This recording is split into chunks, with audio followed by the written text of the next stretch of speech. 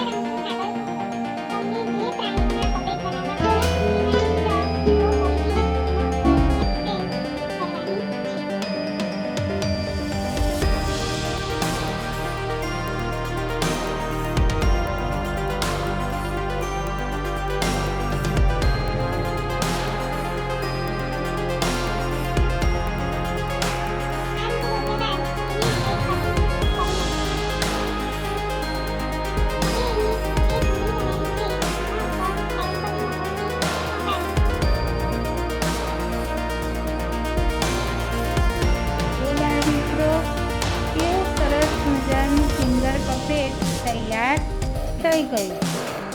આ રીતે આપણે અલગ અલગ પ્રાણીઓના ચિત્ર દોરીને સુંદર મજાના ફિંગર પપેટ બનાવીને એની મજા લઈ શકીએ છીએ। કેવા સરસ લાગે છે રંગબેરંગી સુંદર પપેટ। તો આ રીતે આપણે ફિંગર પપેટ